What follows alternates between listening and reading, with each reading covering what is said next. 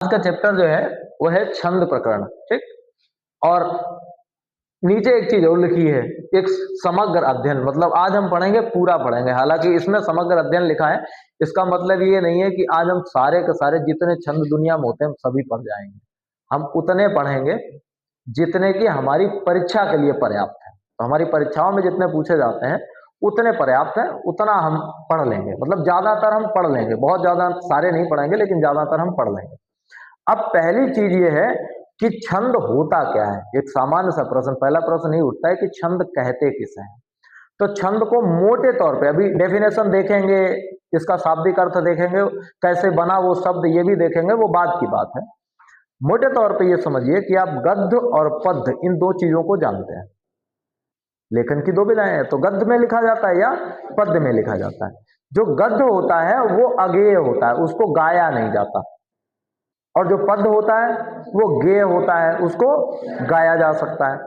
तो बिना गाए हुए और गाए हुए में जो अंतर क्रिएट होता है, जो अंतर आता है, वो छंद के कारण ही आता है। कुछ गति होती है तो कैसे उसी बात को धीरे धीरे बोलना है, एकदम जल्दी बोल जाना है या बहुत धीरे बोलना है, ये सब लाना ही क्या है, छंद है। यति गति लाना, यही सब छंद है। यानी उसको मात्राओं के आधार पे, वर्णों के आधार पे बांध देना, किसी नियम के तहत बांध देना कि पहली लाइन में इतनी मात्राएं होंगी, दूसरी में इतनी होंगी, इस नियम में बांध देना ही छंद है। ठीक। और छंद ही सही से कविता है। बिना छंद की कविता का मतलब वो तो फिर गद्य हो गया, फिर उसको कविता कही क्यों रहे हो। अगर उसमें कोई नियम नहीं लगा है तो फिर काहे की कविता, फिर तो वो गद्य हो गया। गद्य कहिए उसको, ज्यादा बेहतर रहेगा। आजकल ऐसी कविताएं लिखने का दौर चल रहा है जिनमें छंद नहीं होते, तो उसमें लेखक के कवि के ऊपर कोई दबाव नहीं होता, वो कैसे भी करके लिख देगा। तुक नहीं बन रहा तो फिर काहे की कविता, कम से कम तुकबंदी तो होनी चाहिए। अगर पूरा छंद फॉलो नहीं कर रहा तो कम से कम तुक तो होना ही चाहिए। तुक भी नहीं होता, ऐसी कविताएं भी अगेय कविताएं, उनको गाया नहीं जा सकता। और जिनको गाया नहीं जा सकता उनको फिर प्रॉपरली पद्य भी कहना गलत है, फिर उनको तो गद्य कहिए, ज्यादा बेहतर है। अब हम एक एक करके छंद के बारे में देख लेते हैं। देखो, सबसे पहले छंद शब्द को देख लें। वास्तव में छंदस शब्द के दो अर्थ होते हैं, दो अर्थ होते हैं। एक अर्थ होता है आच्छादन और एक अर्थ होता है आह्लादन। शाब्दिक तौर पे कहें तो आच्छादन, आच्छादन मतलब ढक देना। ठीक। और आह्लादन मतलब प्रसन्न हो जाना। तो छंद का गुण यह है, छंदासी दादनाथ, इसके द्वारा भाव और रस को आच्छादित किया जाता है। छंद के द्वारा क्या किया जाता है, किसी रचना में भाव लाया जाता है, रस लाया जाता है, इसका आच्छादन होता है। और आच्छादन मतलब होता है छंद का। दूसरा है आह्लादन, जब उसको कोई व्यक्ति पढ़ता है, छंद को कोई व्यक्ति पढ़ता है तो उसका मन प्रफुल्लित हो जाता है, तो इसे क्या कहेंगे, आह्लादन। वो प्रफुल्लित हो जाता है, खुश हो जाता है, इसको हम आह्लादन कहेंगे।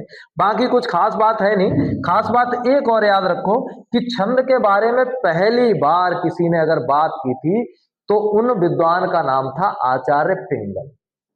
पहली बार छंद के बारे में किसने बताया, आचार्य पिंगल ने। और अभी नहीं, बहुत पहले। कितने पहले, 300 BC में, 300 ईसा पूर्व। 300 ईसा पूर्व का मतलब 2000 साल ये हो गए, और उससे भी 300 साल पहले, मतलब आज से लगभग 2300 साल पहले आचार्य पिंगल ने छंद के बारे में बताया अपनी एक रचना के द्वारा। उनकी कृति का नाम है छंद सूत्र। ठीक, छंद सूत्र उनकी कृति का नाम है। किनकी कृति का, आचार्य पिंगल की। इन्होंने ही छंद के बारे में पहली बार बताया, और इसीलिए छंद शास्त्र के प्रणेता कहे जाते हैं आचार्य पिंगल। प्रणेता का मतलब जिसने जन्म दिया, उस चीज को लागू किया, उस चीज को पहली बार लेके आए, वो आचार्य पिंगल थे। तो दो बातें इस पूरे पेज से आपको याद रखनी है। पहली तो ये कि छंदस शब्द का मतलब क्या होता है। तो दो मतलब है, एक आच्छादन, भाव और रस का आच्छादन, और एक आह्लादन, पढ़ने वाले के मन में खुशी ला देना, ये इसका अर्थ है। दूसरा, पहली बार ये शुरू किसने किया, तो आचार्य पिंगल ने किया। उन्हें छंद शास्त्र का प्रणेता, पितामह, पिता, जनक, कुछ भी पूछा जा सकता है आपसे। प्रणेता कह सकते हैं, पितामह कह सकते हैं, जनक कह सकते हैं, पिता कह सकते हैं। तो छंद शास्त्र के पिता कौन है, आचार्य पिंगल। और कौन सी रचना उन्होंने इस बारे में सबसे पहली की, उसका नाम है छंद सूत्र। अब एक बात और बता दें, महत्वपूर्ण बात, ये जो रचना है 2300 साल पहले हुई थी, तो हिंदी में नहीं हुई थी। नाम मैंने फिर बिल्कुल वैसे ही लिखा। छंद में देखो, छंद लिखने के बजाय छंदः लिखा है। मतलब ये किसकी विशेषता है, कौन सी भाषा की? संस्कृत की विशेषता है। तो आचार्य पिंगल ने जो छंद सूत्र लिखा वो संस्कृत में लिखा और संस्कृत के छंदों के बारे में लिखा। हालांकि वही संस्कृत के छंद थोड़ा बहुत रूप बदला के हिंदी के छंद बन गए। ठीक। अब अगर एक और प्रश्न आपसे पूछा जाए कि हिंदी में छंदों को लाने वाले पहले व्यक्ति कौन थे, या छंदों के बारे में बताने वाले पहले व्यक्ति कौन थे, उनकी किताब कौन सी थी? संस्कृत में तो आचार्य पिंगल हो गए। ठीक। उनकी किताब का नाम छंद सूत्र हो गया। आज से 2300 साल पहले हो गए। उन्हें जनक या प्रणेता माना जाता है। हिंदी में पहली बार छंद पर आधारित किताब अगर किसी ने लिखी थी, छंदों के बारे में बताया था, तो उस किताब का नाम था छंदमाला। याद रखिएगा, किताब का नाम छंदमाला। और उस किताब को लिखने वाले थे केशव दास। लिखने वाले का नाम था केशव दास और किताब का नाम था छंदमाला। वो हिंदी में आया था, ये संस्कृत में आई थी। यानी छंद शब्द की शुरुआत ही संस्कृत से हुई है। अब हम इसकी प्रॉपर डेफिनेशन देख लेते हैं सही से। तो हमने मोटी मोटी बात देख ली। अक्षरों की संख्या और क्रम, मात्रा गणना, यति और गति से संबद्ध विशिष्ट नियमों से नियोजित पद रचना को छंद की संज्ञा दी गई है। अब मोटे तौर पे हम कहें कि छंद क्या है, तो छंद वही वो है जिसमें अक्षरों की संख्या लिमिटेड हो कि इतने ही अक्षर लिखे जाएंगे, जिनमें क्रम निश्चित हो कि कैसे क्रम में लिखे जाएंगे, जिनमें मात्राओं की गणना निश्चित हो, जैसे चौपाई है तो 16 मात्राएं होती हैं, इस तरह से निश्चित हो, यति और गति निश्चित हो कि तेज तेज पढ़ेंगे कि धीरे धीरे पढ़ेंगे, ये निश्चित हो, कहां पे जाके रुकना है ये निश्चित हो। जहां पे ये सब चीजें निश्चित होती हैं तो इनको ध्यान में रख के जो पद्य रचना की जाती है, जो काव्य रचा जाता है, उस पद्य रचना को हम क्या कहेंगे?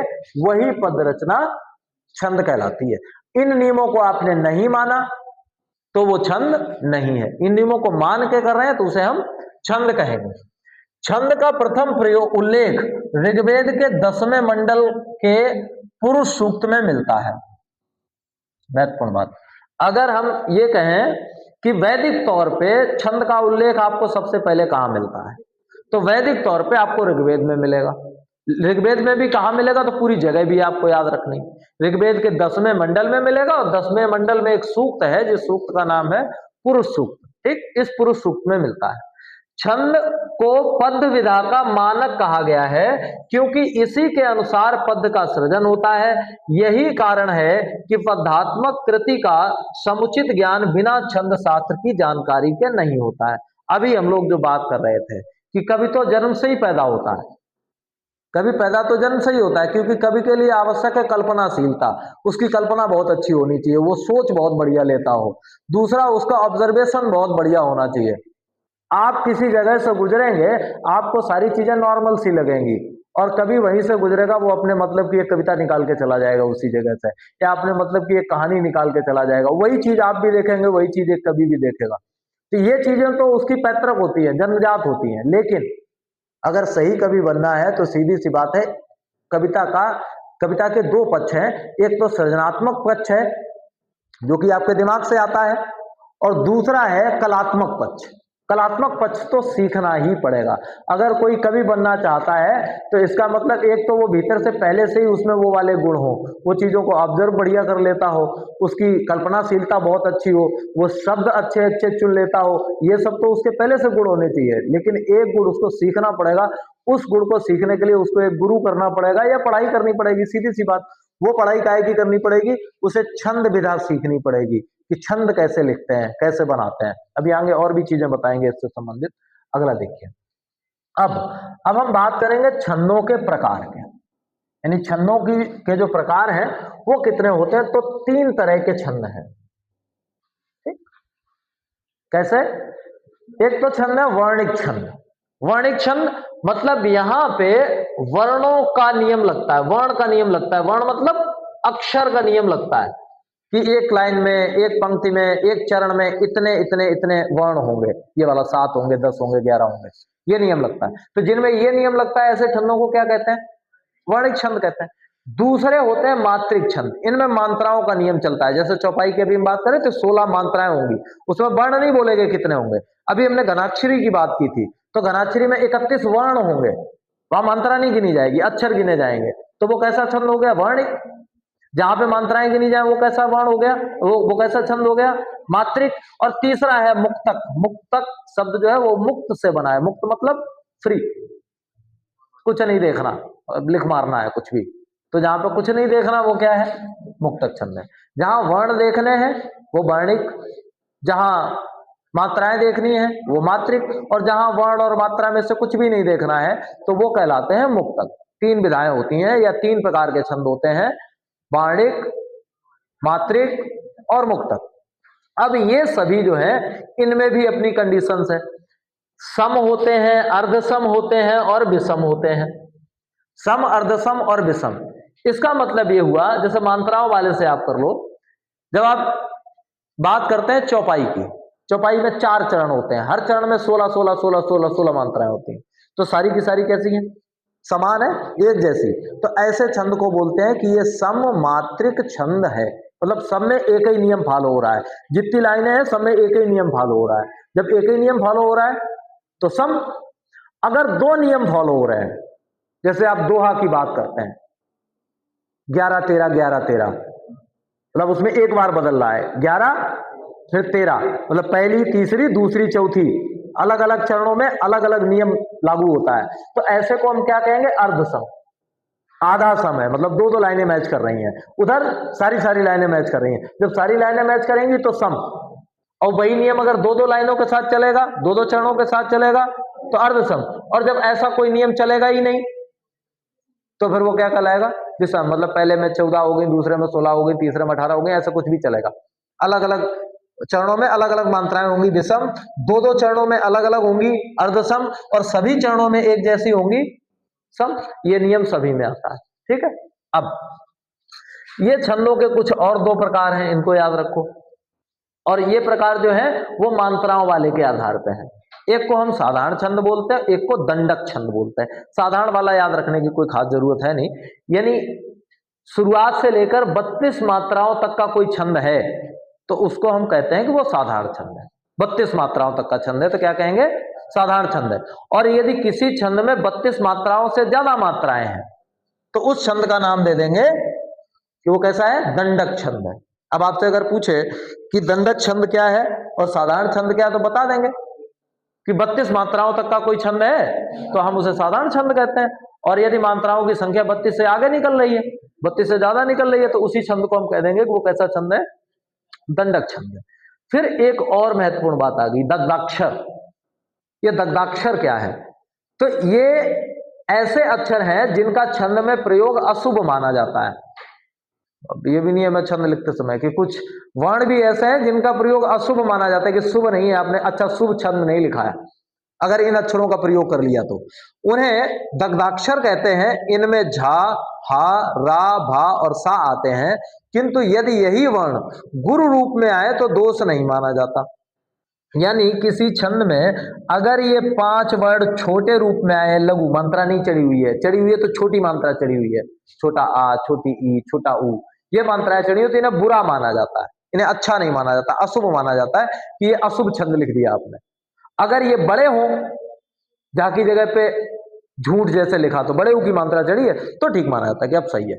गुरु मात्रा चढ़ी हो, बड़ी मात्रा चढ़ी हो तो सही माना जाता है, और अगर छोटी मात्रा चढ़ी है तो इनका प्रयोग अशुभ माना जाता है। हालांकि हम ये नहीं कहेंगे कि इनका प्रयोग हो गया तो छंद गलत हो गया, बस ये कि काम आप कर रहे हैं तो काम गलत हो गया, ये नहीं काम शुभ और अशुभ होगा इस तरह से। तो वैसे ही ऐसे वर्ण जिनका प्रयोग अशुभ माना जाता है, दग्धाक्षर अगर आपसे पूछा जाए, ऐसे अक्षर जिनका प्रयोग अशुभ माना जाता है उन्हें दग्धाक्षर कहते हैं। और दग्धाक्षर कितने हैं? 5 हैं। कौन कौन से हैं? एक झा है, हा है, रा है, भा है और सा है। लेकिन ये कंडीशन और लगी है कि यदि ये गुरु हो जाए, गुरु मतलब बड़े हो जाए, तो बड़ी मात्रा लगी है तो भी ठीक है, तो फिर अशुभ नहीं माना जाता। अगर छोटी मात्रा लगी है तो इन्हें अशुभ माना जाता है। बात क्लियर हो गई? इस वाले में से क्या क्या सीख लिया? 3 तरह के छंद हैं, एक वर्ण के आधार पे है, अक्षरों के आधार पे, दूसरे मात्राओं के आधार पे है, मात्रिक, और तीसरे ऐसे हैं जिनमें कोई खास आधार नहीं है, उन्हें कहते हैं मुक्तक। जो मात्रिक हैं वो 3 तरह के हो सकते हैं, और वर्णिक भी 3 तरह के हो सकते हैं, जिनमें समान समान समान वर्ण या मात्राएं हों, सब में समान हो वो सम, जिनमें एक के बाद एक के बाद एक समान हो, जैसे पहला का तीसरे से मैच करता हो, दूसरे का चौथे से, इस तरह से मैच कर रहे हो तो वो कैसे होंगे? अर्ध सम। और जिसमें किसी भी चरण में मैच ही ना कर रहा हो वो कहलाएंगे विषम। मात्रा की गिनती के आधार पर दो तरह के छंद हैं। साधारण वो हैं जिनमें मात्राएं 32 से कम होती हैं, दंडक वो हैं जिनमें मात्राएं 32 से अधिक होती हैं, उनको दंडक कहते हैं। दग्धाक्षर जान लिया, दग्धाक्षर 5 है। वो दग्धाक्षर कौन से हैं? झा है, हा है, रा है, भा है और सा है। ये 5 दग्धाक्षर है और इन दग्धाक्षरों का सीधा मतलब यह है कि इनका प्रयोग लघु रूप में, दीर्घ रूप में नहीं, लघु रूप में इनका प्रयोग अशुभ माना जाता है। लेकिन इसका यह मतलब नहीं है कि ये बैन है, इनका प्रयोग करोगे ही नहीं, अशुभ माना जाता है। ठीक, आगे देखिए अगला, ये बहुत महत्वपूर्ण है, इसको समझ लो, बस यही समझ लो, छंद समझ में आ गया। छंद में अगर सबसे ज्यादा कुछ समझना है तो वो ये पढ़ना है छंद के अंग। तो छंद के ये 8 अंग होते हैं, इन्हीं पे छंद है। अगर ये है तो छंद है, ये नहीं है तो छंद नहीं है, बस यही समझ लेना है। ठीक, अब वो 8 अंग कौन कौन से? पहला प्रश्न तो यही हो गया। अच्छा, यहां से आपके प्रश्न इस तरह से पूछे जा सकते हैं। एक तो साधारण सा प्रश्न हो गया, आपसे जनरली ये पूछ दिया जाएगा कि बताइए छंद के अवयव कितने होते हैं या छंद के अंग कितने होते हैं। केवल इतना प्रश्न बनेगा, आपका उत्तर हो गया कितने हैं? 8 है। 8 अंग या 8 अवयव हैं छंद के, ये आपको बता देना है। अब वो कौन कौन से हैं? पहले अवयव को बोलते हैं पद, चरण, पाद, पैर, एक ही बात है, पद, पाद और चरण, ये पहला अवयव है। इसका मतलब ये हुआ कि जहां पर जाकर के यति होती है उस भाग को एक चरण बोलते हैं। जैसे दोहा लिखते हैं तो इस तरह से लिखा होता है, ऐसे तो लिखा होता है। तो ये 4 चरण हो गए। ठीक, यहाँ पे 11 मात्राएं, फिर 13 मात्राएं, फिर 11 मात्राएं, फिर 13 मात्राएं। तो जहां जहां पे रुकते हैं उतना एक एक चरण होता है, एक एक पाद होता है, इसको चरण बोलते हैं। दूसरा, मात्रा और वर्ण आप जानते ही हैं। वर्ण मतलब अक्षर, मात्रा तो आप जानते ही हैं। संख्या और क्रम, अब ये भी क्लियर है कि गिनती कितनी होगी और उनका क्रम क्या रहेगा, ये भी आपको याद रखना है। गिनती कितनी होगी, जैसे हम जानते हैं कि जब चौपाई लिख रहे हैं तो चरण 4 हो गए, ठीक, और चौपाई में मात्राएं प्रत्येक चरण में 16 रहेंगी, तो गिनती भी क्लियर है।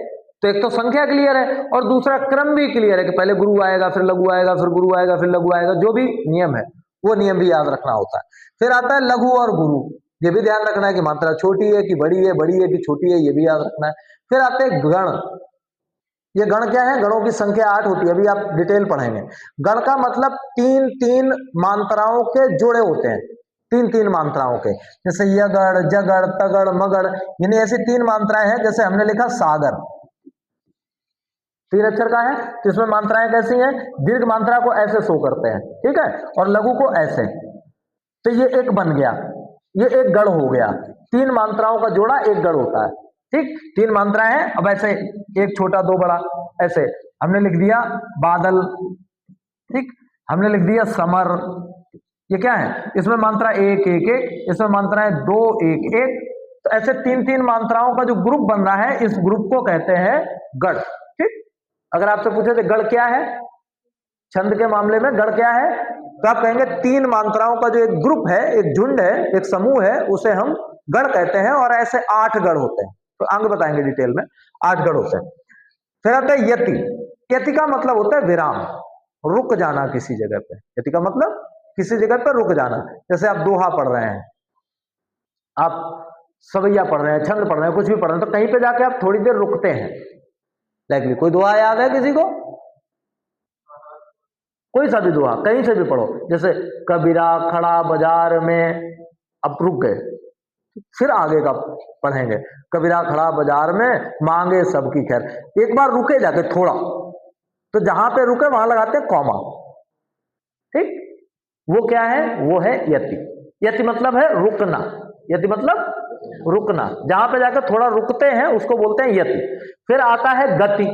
गति तो पता ही है, स्पीड, जल्दी जल्दी पढ़ गए तो तेज वाली गति, धीरे धीरे पढ़े तो धीमी वाली गति, तो गति।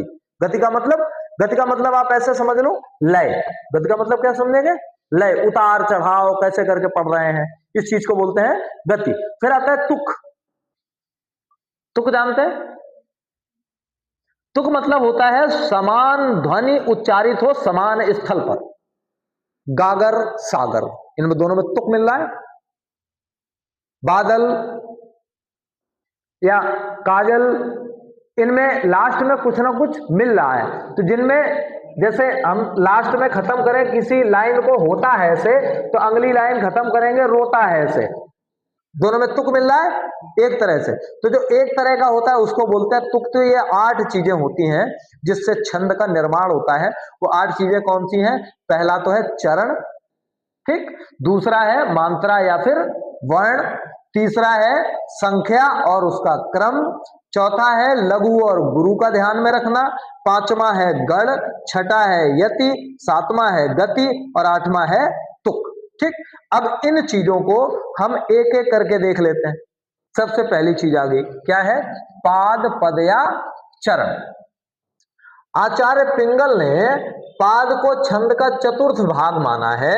प्रायः छंदों में 4 चरण ही होते हैं। चरण 2 प्रकार के होते हैं, समचरण और विषम चरण। दूसरे और चौथे को समचरण तथा पहले और तीसरे को विषम चरण कहा जाता है। आगे ये काम आएगा, आपको बता दिया जाएगा कि सम चरणों में 12-12, 13-13 मात्राएं होती हैं, विषम चरणों में 11-11 होती है। अब दिमाग लगाओगे कि सम और विषम क्या है। लाइकली अभी मैंने जो दोहा पढ़ा था, कौन सा? यही वाला लिख लो।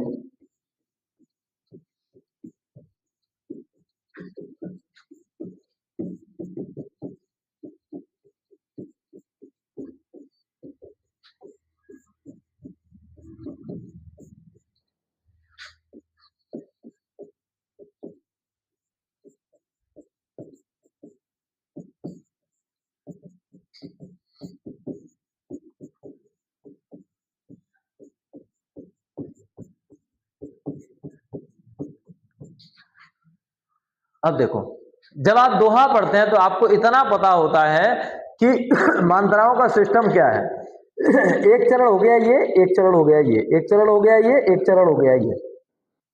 जहां जहां कॉमा लगा है वहां वहां यति है। यति है मतलब रुकना है वहां पे, ठीक। अब यहाँ पे ये पहला चरण है, ये दूसरा है, ये तीसरा है और ये चौथा है। तो ये पहला और तीसरा, 1 और 3 कैसी संख्याएं हैं? विषम है। सम और विषम में विषम है। तो ये वाले दोनों चरण क्या कहलाएंगे? विषम चरण। और ये वाले दोनों चरण क्या कहलाएंगे? सम चरण। क्लियर? चरण का मामला समझ में आ गया क्या है?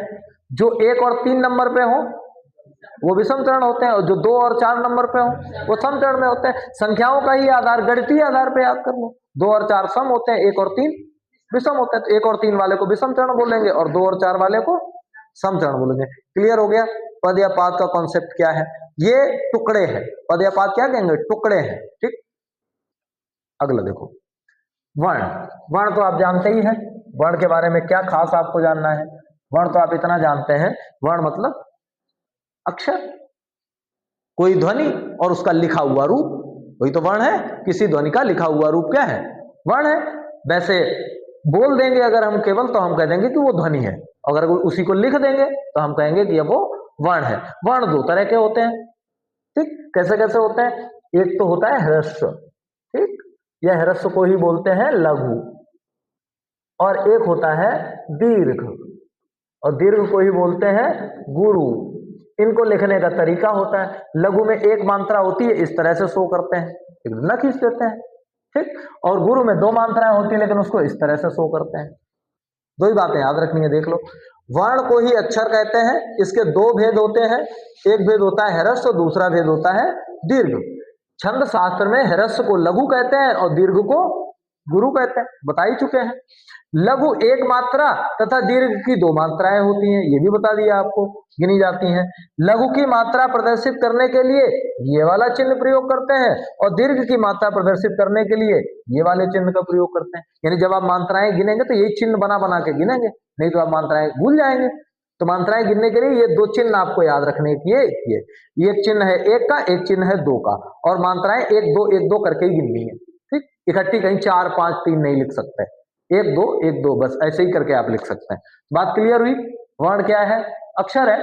अक्षर 2 तरह के होते हैं, और आपको पता है, जिनमें छोटे आ की मात्रा हो वो लघु या ह्रस्व, एक ही बात है। जिनमें छोटी ई की मात्रा हो वो लघु या ह्रस्व, जिनमें उ की मात्रा हो वो लघु या ह्रस्व, और जिनमें ऋ की मात्रा हो वो लघु या ह्रस्व। इनके अलावा जितनी भी मात्राएं हैं वो सारी की सारी मात्राएं दीर्घ हैं। बड़ा आ, बड़ी ई, बड़ा ऊ, दोनों ए, दोनों औ, सारी मात्राएं कैसी हैं? बड़ी हैं, सब दीर्घ हैं। केवल यही मात्राएं ऐसी हैं जिनकी गिनती एक होगी, बाकी सबकी गिनती दो होने वाली है, ठीक है, वो दीर्घ है।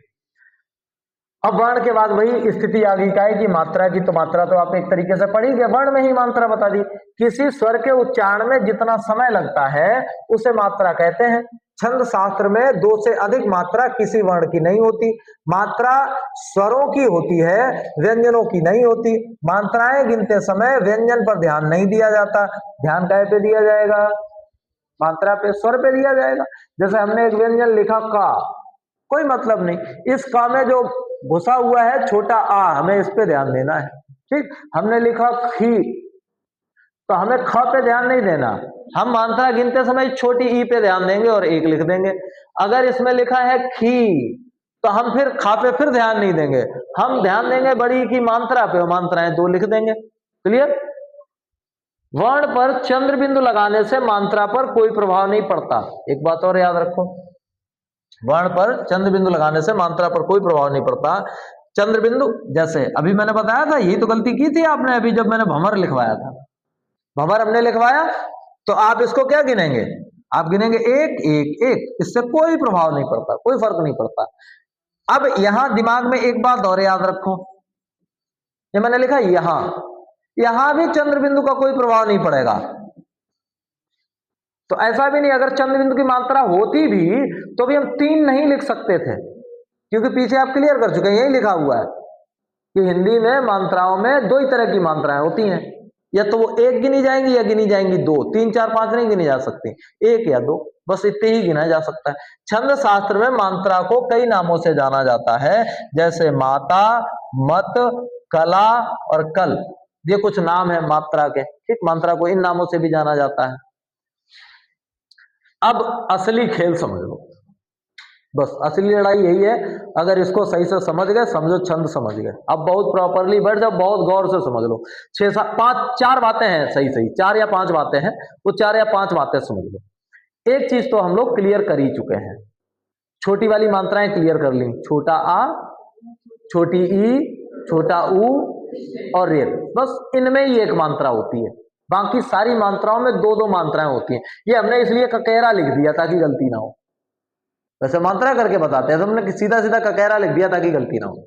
मात्राओं की गणना के लिए लघु और गुरु को जान लेना जरूरी है। आइए ककेरा की एक पंक्ति से लघु और गुरु के साथ मात्राओं की गणना को समझते हैं, ठीक। ये का है छोटा, मतलब इसमें छोटा आ घुसा हुआ है, छोटा आ मिला हुआ है, तो इसको कितना गिनेंगे? अब का मतलब यहां कोई भी व्यंजन फिट कर दो, का मतलब तो यही हुआ कि यहां खा कर दो, गा कर दो, कुछ भी कर दो, कोई भी व्यंजन फिट कर दो। अगर ऐसा लिखा है बिना मात्रा का कोई व्यंजन लिखा है तो उसकी मात्रा आप सदैव गिनेंगे 1। किसी व्यंजन पर अगर बड़े आ का डंडा लगा है तो उसकी मात्रा आप गिनेंगे 2, ठीक। छोटी की मात्रा 1, बड़ी की मात्रा 2, छोटे ऊ की मात्रा 1, बड़े ऊ की मात्रा 2, ऋ की मात्रा 1 गिनेंगे, बस इतना ही। बाकी आप देखो, ए की मात्रा लगी तो भी 2, ए की लगी तो भी 2, कारण हालांकि इसमें मात्रा समय ज्यादा लग रहा है, इससे भी ज्यादा समय इसको बोलने में लगेगा। मात्राएं तो रियल में तो मात्राएं उच्चारण के हिसाब से तो मात्रा की अवधि ज्यादा हो रही है, 3 होनी चाहिए, लेकिन 3 का कोई कॉन्सेप्ट ही नहीं है, 3 होती ही नहीं है, तो 1 या 2, 1 या 2, तो इसमें 2 है तो इसमें भी 2 है, यही हाल यहां भी है।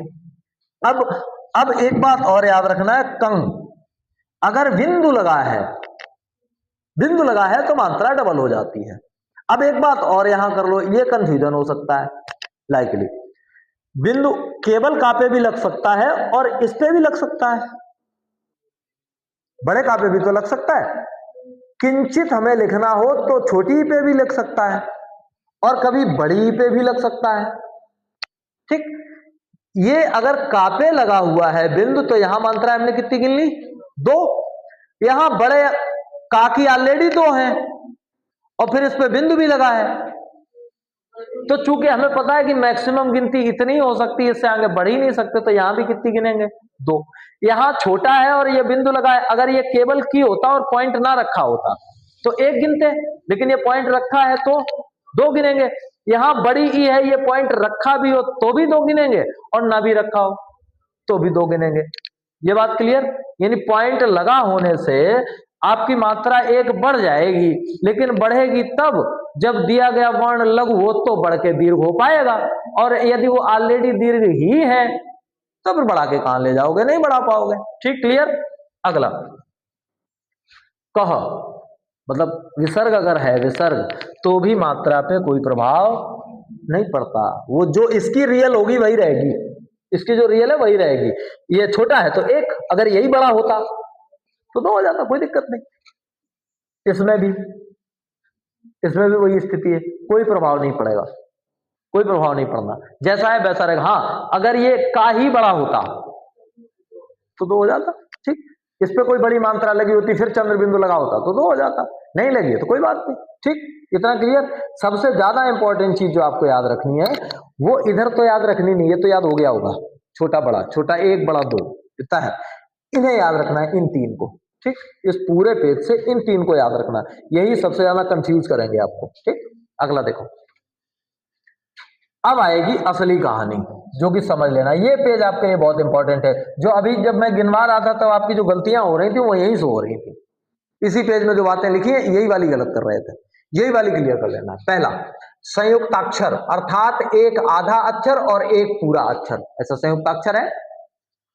आने पर पहले आने वाले लघु स्वर को 2 गुना कर दिया जाता है, यदि पहले दीर्घ स्वर ही है तो कोई परिवर्तन नहीं होता है।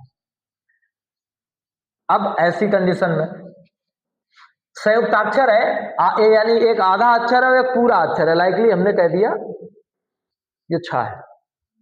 ठीक, अब हमें पता है ये संयुक्त अक्षर है, ये छा है ही नहीं दरअसल, ये तो ये है, ये है। अब इसका हम क्या करेंगे? इसको आने पर पहले आने वाले लघु स्वर को 2 गुना कर दिया जाता है, ये वाला जो है इसको 2 गुना कर दिया जाता है। यदि पहले वाला दीर्घ स्वर ही है तो कोई परिवर्तन नहीं होता, इसको 2 गुना कर देंगे तो भाई 1 मिलाकर के छापे अकेले मात्राओं की संख्या हो जाएगी 2। मात्रा कितनी होगी? 2। लघु वर्ण पर अनुस्वार लगने से उसका भार 2 गुना हो जाता है, किंतु दीर्घ स्वर पर कोई प्रभाव नहीं पड़ता। वही बिंदु वाली बात बता रहे, वो तो बता ही चुके पीछे, उसको तो आप क्लियर कर ही चुके हो। संयुक्ताक्षर में यदि आधे अक्षर से पूर्व कोई पूरा अक्षर नहीं है तो उसे नहीं गिना जाता है, अभी बताया था मैंने। इससे पहले कुछ है? नहीं है, नहीं है तो नहीं गिनेंगे। ठीक, नहीं, इससे पहले कुछ नहीं है तो नहीं गिनेंगे, इसको केवल ऐसे गिनेंगे, बस हो गया, 3 मात्रा है। यदि आधे अक्षर से पूर्व कोई दीर्घ वर्ण हो तो आधे अक्षर को भी मात्रा 1 गिनी जाती है, इससे पहले कोई दीर्घ हो, जैसे ऐसे लिखा है, दीर्घ है तो ये तो हो गया 2, अब ये भी गिना जाएगा, ये भी 1 गिना जाएगा, 1 ऐसे गिनेंगे, इसमें 4 मात्राएं होंगी। ठीक, ऐसे ही नित्य। अब इधर वैसा है तो यहाँ पे तो दोनों को मिला के 1 गिन लिया जाएगा, कुल मिला के इससे पहले है तो गिना जाएगा। ठीक, दीर्घ होगा तो भाई 1 और बढ़ जाएगी, अगर ह्रस्व होगा तो उसी में जुड़ जाएगी बात। वही अब ये दोनों मिला के 2 कह दिया, यहाँ क्या किया, इसकी तो 2 ऑलरेडी लिखी ली और इसकी 1 अलग से लिख ली। ठीक, यही गलती होती है, सबसे ज्यादा गलती यही होती, बाकी कोई खास गलतियां होती नहीं। अगला देखो, अगली चीज आ गई यति। यति मैंने बताया, यति क्या है? यति है विराम। जब आप पढ़ते हैं उसको तो कहीं पे जाके थोड़ी देर के लिए रुकते हैं, जिस जगह पे आप जाके थोड़ी देर रुकते हैं उसे कहते हैं यति। ठीक, छंदों को पढ़ते समय बीच बीच में ठहरना पड़ता है, इसी ठहराव को यति कहा जाता है। नियमित वर्णों अथवा मात्राओं पर यति होती है, और ये यति होती कैसी? नियमित होती है, कि यहाँ पे जाके ही रुकना है, यहाँ पे जाके ही रुकना है, तो उसको बोलते हैं यति। गति क्या है? छंदों को पढ़ने की जो लय होती है उसे हम गति कहते हैं। किस स्पीड में पढ़ रहे हो, कहाँ पे जाके जल्दी जल्दी पढ़ देना है, कहाँ पे धीरे धीरे करके पढ़ना है, कहाँ पे जाके काफी देर स्ट्रेस देना है। जैसे दोहा छंद को जो वाला रिदम आजकल चलता है उसके गायन का, उस वाले में पढ़ेंगे तो आप देखेंगे कहीं कहीं पे काफी लंबा खींचना पड़ता है, कबीरा खड़ा बाजार में करेंगे तो कुल देर लगेगी ऐसे। तो इसको जो बोलते हैं इसको क्या कहेंगे, इसको कहेंगे गति। ठीक, और यति पता ही, यति मतलब रुकना, स्टॉप, ठहरना, उसको बोलते हैं यति। फिर अब आखिरी चीज आती है, क्या है, तुक। तुक तो बात समझ में आ गई। लास्ट में जाकर के जो शब्द मैच हो रहे होते हैं, जो ध्वनि मैच हो रही होती है, उसको बोलते हैं, जैसे इसी वाले में कबीरा खड़ा बाजार में सबकी मांगे खैर और ना काहू से दोस्ती और आखिर में ना काहू से बैर। तो इन दोनों को जब पढ़ेंगे तो ये क्या है, तुक है। दोनों में एक चीज आ रही है, दोनों में आ रहा है एर एर, ये तो आ रहा है, दोनों में एर एर आ रहा है, तो यही तुक है, इसे तुक कहते हैं। देखिए, छंदों के पद के अंत में जो अक्षरों में समतुल्यता पाई जाती है, समतुल्यता मतलब एक जैसे मिल जाते हैं, उसे ही हम तुक कहते हैं। इसके दो भेद होते हैं, एक तुकांत और एक अतुकांत, इसे तुक कहते हैं। जिनमें ये मिल जाता है उसे कहेंगे कि ये छंद कैसा है, तुकांत छंद है। ठीक, और जिनमें ये नहीं मैच करेंगे उन्हें कहेंगे कि वो छंद कैसा है, अतुकांत है। जैसे इसमें तो खैर आ गया, इसमें लिख देते देर, अब नहीं मैच कर रहा, तो ऐसा छंद क्या कहलाएगा, ये मैच नहीं कर रहा तो ये कहलाएगा अतुकांत, और ये मैच कर रहा तो क्या कहलाएगा, तुकांत। दो भेद होते हैं तुक के, एक तुकांत और एक अतुकांत। अब अगली महत्वपूर्ण चीज आ गई, इसका रट्टा मार लो। गढ़ के बारे में मैंने क्या बताया कि गढ़ तीन मात्राओं का एक झुंड होता है, एक समूह होता है, उसको बोलते हैं गढ़। ठीक, गणों की संख्या होती है 8। देखो, 3 वर्णों के समूह को गण कहते हैं। गणों का प्रयोग वर्णिक में लघु गुरु के क्रम को बनाए रखने के लिए होता है। गणों की संख्या मानी गई है 8। यगड़, मगड़, तगड़, रगड़, जगड़, भगड़, नगड़, सगड़, ये अगड़ है। याद नहीं रहेंगे, याद रहेंगे भी नहीं, करने भी नहीं है। मैं तरीका बता रहा हूं वैसे याद करने हैं, क्योंकि ऐसे याद नहीं रहेंगे, ऐसे याद रखने का कोई तरीका नहीं। या तो एक तरफ से होते लाइन बांध के कगड़ खगड़ गगड़ घगड़, तो याद रह जाते हैं। ऐसा तो है नहीं, उल्टे पुल्टे है, इधर उधर इधर उधर है, तो याद कैसे रहेंगे। प्रश्न कभी आपसे अगर कठिन बनाया गया तो ये भी पूछा जा सकता है कि तगड़ में मात्रा का क्रम क्या होता है। अब मैं आपको याद रखने का तरीका बताता हूं, इसको इकट्ठा पढ़ जाओ जल्दी जल्दी, ठीक, और रट मारो, 20 बार पढ़ दो। यमाता राजभान सलगा, यमाता राजभान सलगा, 20 बार कह दो ये बात, ठीक है, याद हो जाएगा। यमाता राजभान सलगा, इसको 20 बार कह दो। इसमें जो प्रारंभ के 8 अक्षर हैं ये गढ़ हैं, बाद वाले लघु और गुरु को दर्शा रहे हैं। ठीक, लगा जो है वो लघु और गुरु को दर्शा रहे हैं। पहले वाले 8 क्या है, पहले वाले 8 गढ़ हैं। य मतलब यगड़, म मतलब मगड़, त मतलब तगड़, रा मतलब रगड़, जा मतलब जगड़, भा मतलब भगड़, ना मतलब नगड़, सा मतलब सगड़। बस हो गया, 8 याद हो जाएंगे। यमाता राजभान सलगा, ये बात याद रखना, जनरली गलती होती है। या माता राजभान, या माता कहा तो या मतलब बड़ा या, यानी मात्राएं दुई, और आपका नियम खराब। ठीक, याद रखना है, यह माता राजभान सलगा। अब जरा समझ लो, यह गढ़, पहला गढ़ यह गढ़, यह गढ़ की खासियत क्या होगी, जिसे आप देख रहे हैं, यह गढ़ को आप देख रहे हैं, वहां से शुरू करके अगले 3 पकड़ लो, ये यह गढ़ की खासियत है। यानी यह गढ़ ऐसा है जिसमें 3 वर्ण होंगे, और 3 वर्ण में पहला छोटा होगा और बाद का 2 बड़े होंगे, ये यह गढ़ की खासियत है। जैसे एक शब्द मैंने लिखा सजाना, और आपसे पूछा गया कि इसमें कौन सा गढ़ है। ठीक, 1 2 2, तो इसमें कौन सा गढ़ है, यह गढ़। ये आप कैसे रखना, अब आपको देखना है मगढ़, कौन सा, मगढ़ देखना है।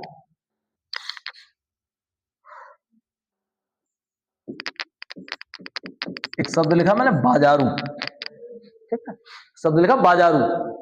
अब इसकी खासियत है 2 2 2, तीनों जगह 2 2 2। अब आपको बताना कौन सा गढ़ है। माँ वाले में देखो, जहां से जो आपको देखना वहां से आगे बढ़ना है 3, जहां देखना उसके आगे बढ़ना है 3। तो माँ गढ़ की खासियत क्या होगी, माँ गढ़ की खासियत होगी 2 2 2। अब आपसे पूछा जाए तागढ़ की खासियत क्या होगी, तो यहां से आगे बढ़ना है 2 2 1। रागढ़ की खासियत क्या होगी, यहां से आगे बढ़ना है, ठीक है, 2 1 2। जागढ़ की खासियत क्या होगी, जागढ़ की खासियत होगी 1 2 1। भागढ़ की खासियत क्या होगी, 2 1 1। और नागढ़ की खासियत होगी 1 1 1 1। जैसे यहां पे हम लिख दें बदन, एक एक एक, ये कौन सा गढ़ है?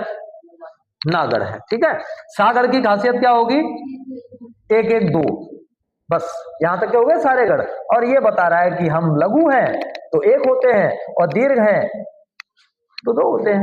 ला मतलब लघु, गा मतलब गुरु, याद रहेंगे गढ़। गढ़ से संबंधित कोई प्रश्न पूछा जाए तो याद रहेगा। अब आपसे जनरली पूछ दिया जाए कि बताइए यह गढ़ का क्रम क्या होता है? एक दो दो, क्लियर? सबसे पहले आप पढ़ लेंगे एक दो दो, लिख लेंगे। कभी इसका उत्तर देंगे तो लिख के ही देंगे, धोखा हो सकता है, ऐसे दिमाग में याद करने में धोखा हो सकता है। लिख लेंगे, कितनी देर लगेगी? बिल्कुल इसको लिख लेंगे, बाकी तो आप क्लियर कर ही लेंगे। अब लिख लेंगे या माता राजभान सलगा, इसको दोबारा लिख लेंगे इस तरह से, या माता राजभान सलगा। ठीक, ऐसे आपने लिख लिया, ऐसे लिख लेंगे। तो इसके बाद तो आप करेंगे या एक, माँ बड़ा है दो, ता बड़ा है दो, ये भी दो, एक दो, एक एक एक दो, हो गए। अब किसी का भी निकाल लो तुरंत। आपसे पूछा जाए जगढ़ के बारे में बताइए, इसके आगे बढ़ जाओ, ले हो गया जगढ़, हो गया। आपसे पूछा जाए नागढ़ के बारे में बताओ, इसके आगे बढ़ जाओ, हो गया। आपसे पूछा जाए तागढ़ के बारे में बताओ, इसके आगे से बढ़ जाओ, कर लेंगे। आसान हो गया। अब ये कठिन बात है लेकिन आसान हो गया, अब हो पाएगा। प्रथम 8 गढ़ बताते हैं और अंतिम के 2 लघु और गुरु का बोध कराते हैं। क्लियर हो गया। अब गढ़ से संबंधित एक लाइन में बात समझ लो। पहली बात, 8 होते हैं, याद रखने का एक ही तरीका है, इसके अलावा कोई तरीका नहीं है। सबसे आसान सबसे सरल तरीका है। किसमें कितने होते हैं ये भी याद बना रहेगा, ये लाइन का रट्टा मार लो बस। ठीक, कौन सी लाइन? या माता राजभान सलगा, इसका रट्टा मार लो और एकदम क्लियर। देखोगे कैसे? ये गणित का अपना तरीका है, वो आपको बता दिया कि जिसको देखना है उससे 3 आगे बढ़ जाओ, वो और 2 और आगे वाले, ठीक, वो उसका होता है। ठीक, इस तरह से आप इसको याद रखेंगे गढ़ को। ठीक है, अब आ जाते हैं छंदों पे। ये मैंने इसलिए ऐसे लिख दिया, इसमें से हालांकि मैं कुछ पढ़ाऊंगा भी नहीं, लेकिन इनको इसलिए मैंने यहां ऐसे लिख दिया है ताकि कभी कभी प्रश्न केवल इतना पूछ दिया जाता है कि निम्नलिखित छंदों में से कौन सा छंद सममात्रिक है, कौन सा छंद विषम मात्रिक है, कौन सा छंद अर्ध सममात्रिक है, केवल इतना पूछ देते हैं। या कौन सा छंद मात्रिक है, कभी तो इतना ही पूछ देते हैं, कौन सा वर्णिक है, कभी इतना ही पूछ देते हैं। तो ये जो छंद पूरे बोर्ड में लिखे हुए हैं, इन सारे छंदों की पहली खासियत तो ये है कि सारे के सारे छंद कैसे हैं? मात्रिक है। इस वाली लाइन में जितने लिखे हुए हैं ये सब सममात्रिक है। सममात्रिक मतलब इनमें अगर 4 चरण होंगे तो चारों चरणों में मात्राएं इक्वल इक्वल होंगी, बराबर बराबर होंगी, सभी में, किसी में कम ज्यादा नहीं होंगी। इसमें इनमें दुई के जोड़े बन रहे होंगे सम विषम करके, और इनकी तो गारंटी नहीं होगी, तो कहीं भी आगे पीछे कम ज्यादा कुछ भी होगा। ठीक, ये भी सम वाले। अब देखो सम वाले में चौपाई है, ठीक, रोला है, हर गीतिका है, श्रृंगार है, दिग्पाल है, रूपमाला है, सरसी है, सार है, लावणी है, वीर है। अब इतने नहीं पढ़ने आपको यहां से इतने हैं, 1 2 3 ये पढ़ने हैं और 1 2 ये पढ़ने हैं, बस 5 पढ़ने हैं, ज्यादा नहीं पढ़ने, केवल 5 पढ़ने हैं। इन्हें याद रखना है, इन्हें इसलिए याद रखना है कि इनकी क्वालिटी क्या है, इनकी कंडीशंस क्या है, ये सम मात्रिक है, इसलिए सबको याद रखना है। और पढ़ने के ध्येय से 2 ये याद रखने हैं और 3 ये याद रखने, बस, क्योंकि आपकी परीक्षाओं में इतने। फिर आते हैं अर्ध सममात्रिक पे, वर्वय, दोहा, सोरठा, उल्लाला, ये सब अर्ध सममात्रिक और सारे याद रखने, क्योंकि ये सारे ही पढ़ने, ये महत्वपूर्ण है। फिर आते हैं विषम मात्रिक में कुंडलिया और छप्पे है, ये दोनों ही याद रखने, क्योंकि दोनों ही पढ़ने हैं। कुल मिलाकर के मात्रिक छंदों में आपको 5 और 4 9 और 2 11 छंद आपको पढ़ने हैं और याद रखना है कि कहाँ कितनी मात्राएं क्या कैसे होता है, ये याद रखना है 11 छंदों का। बाकी नाम तो सबके याद रखने। कुंडलिया और छप्पे विषम मात्रिक छंद है, वर्वय, दोहा, सोरठा, उल्लाला अर्ध सममात्रिक छंद है, और ये वाले जितने भी सारे लिखे हुए हैं ये सब कैसे हैं? ये सममात्रिक छंद है। अब हम एक एक करके देख लेते हैं, ठीक है, एक एक करके देख लेते हैं। सबसे पहले सममात्रिक छंदों को देखते हैं, और सममात्रिक छंदों में पहला छंद कौन सा है? पहला छंद है आपका चौपाई। इससे पहले ये वाली जो पीडीएफ है इसको हम अलग सेव करे दे रहे हैं, ठीक, क्योंकि उसमें छंद शुरू होने से पहले का वर्णन है सारा। अब हम छंदों को एक एक करके देख लेते हैं। चौपाई, अब चौपाई के बारे में मुख्य मुख्य बातें कर लो। पहले तो इसका नाम क्लियर कर लो, नाम है चौपाई। चौपाई मतलब 4 पैर वाली, और यहाँ पे पैर का मतलब पाद पद या चरण है। तो हमें एक चीज तो क्लियर होगी कि भाई चौपाई है तो इसमें चरणों की संख्या कितनी होगी, चरणों की संख्या होगी भाई 4। एक चीज तो ये क्लियर होगी। और दूसरी चीज ये क्लियर करनी है कि सममात्रिका, तो एक बार हम मात्रा क्लियर कर ले एक चरण की तो वही सारे चरणों में होगी। सम का मतलब यही हुआ कि एक चरण की हमें पता हो फिर सारे चरणों की मात्रा उतनी होनी है। तो दूसरी चीज हमें ये पता है कि चौपाई में 4 चरण होते हैं और दूसरी चीज ये पता है कि 16 मात्राएं होती हैं। तो 16 मात्रा एक चरण में होती हैं, तो कुल मिला के 4 चरण है। ठीक, ये याद रखना है। इसमें 4 चरण होते हैं। पहली चीज तो याद रखनी है कि चरण कितने हैं, 4 है। इसमें 4 चरण होते हैं, एक बात ये याद रखनी है। दूसरी बात याद रखनी है प्रत्येक चरण में मात्राओं की संख्या 16 होती है, जगड़ और तगड़ नहीं होते हैं। अब देखो आ गया, और बे कंडीशन और लगी। हालांकि इधर जगड़ तगड़ न भी याद रखोगे तो भी चलेगा, कोई फायदा जरूरी नहीं है। प्रथम और द्वितीय चरणों के तुक समान होते हैं तथा तीसरे और चौथे चरण का भी समान होता है, ये बात याद रखनी है। पहला और दूसरा चरण, पहला इसमें 4 चरण दिख रहे हैं, पहला दूसरा तीसरा चौथा ऐसे दिख रहे हैं। क्या कह रहा है, पहले और दूसरे के तुक समान होते हैं। परागा अनुरागा मिल रहा है पहले दूसरे का, तीसरे और चौथे के समान होते हैं। चारू बारू मिल रहा है। ठीक, चरण कहां कहां से है, एक चरण ये है, एक ये है, एक चरण यहां तक है, एक चरण यहां तक है। अब इसमें से जो हमने सीखा, हमने क्या सीखा, 4 चरण, प्रत्येक चरण में 16 मात्रा, पहले और दूसरे का तुक मैच करेगा, तीसरे और चौथे का तुक मैच करेगा, बस इतने ही तुम्हें मिलाना है। तो एक एक करके मिला लो, एक चरण, 2 चरण, 3 चरण, 4 चरण, चरण वाली कंडीशन पूरी। पहले में परागा, दूसरे में अनुरागा, ये वाला कंडीशन पूरी। पहले तीसरे में चारू, चौथे में परिवारू, यानी ये वाली भी तुक वाली भी पूरी। अब केवल एक चीज बची, क्या, 16 मात्राएं क्या सब में है, देख लो क्या करेंगे। बंदऊ ना आधा है लेकिन उससे पहले बा है, तो ये दोनों मिलाकर के 2, 1 1 1 1 1 1 1 1 1 1 2 2, गिनो जरा कितनी हो गई, 2 1 3 4 5 6 7 8 9 10 11 12 13 14 15 16। अब दिमाग में आएगा गुरु, यहां पे गुरु लिखा है, गुरु और गुरु में एक चीज और याद रखो, वो समझ आया, ऊपर मैंने गुरु और गुरु लिखा है, गुरु और गुरु लिखा है, ये 1 1 है, ये 1 2 है, कंफ्यूजन हो सकता है। रा पे जब भी बड़े की मात्रा चली होगी तो मात्रा चढ़ाने का तरीका अलग होगा। ये रहा रा, इस पे ऐसे करके चढ़ा तो छोटा ऊ है, और इस पे ऐसे करके मात्रा चढ़ी तो बड़ा ऊ है, याद रखिएगा। जब ऐसा है तो इसको 2 गिनेंगे, ऐसा है तो इसको 1 गिनेंगे। यहां क्या गिनेंगे, 1 गिनेंगे, क्योंकि उस तरह से। इधर देखो 1 1 1 1 2 1 1 1 1 1 1 2 2, गिन लो, 1 2 3 4 5 6 7 8 9 10 11 12 13 14 15 16 हो गई। इनमें भी गिन लो, 1 1 1 2 1 1 1 2 1 1 2 2, गिनो, 3 2 5 6 7 8 2 10 11 12 13 14 15 16 हो गई। इधर गिनो, 1 1 1 1 1 1 1 1 1 1 1 1 2 2 2 2 4 2 6 2 8 2 10 2 12 14 16 हो गई। क्लियर होगा। 3 कंडीशनें बताई थी, तीनों पूरी हो रही हैं। चरण 4 है, पहली दूसरी का तुक मिल रहा, तीसरी चौथी का तुक मिल रहा, और प्रत्येक चरण में मात्राओं की संख्या 16 16 निकल रही। अब अगर आपसे चौपाई के बारे में कोई, मतलब चौपाई का दे दिया जाए छंद और आपसे पूछा जाए कौन सा छंद है, तो बता पाएंगे चौपाई का क्लियर। 4 चरण, पहले दूसरे का तुक, तीसरे चौथे का तुक, और प्रत्येक में 16 मात्राएं, बस इतनी बात याद रखनी है। यानी इन सब को अगर आप याद रखना चाहें तो एक बात में याद रखेंगे, पहला कि 4 चरण होंगे, ठीक। दूसरा याद रखेंगे तुक के मामले में पहले का तुक दूसरे से मिल रहा होगा, तीसरे का तुक चौथे से मिल रहा होगा, और तीसरी बात याद रखेंगे प्रत्येक में मात्राओं की संख्या प्रत्येक चरण में 16 होगी। बस इतनी सी बात याद रखनी है। क्लियर।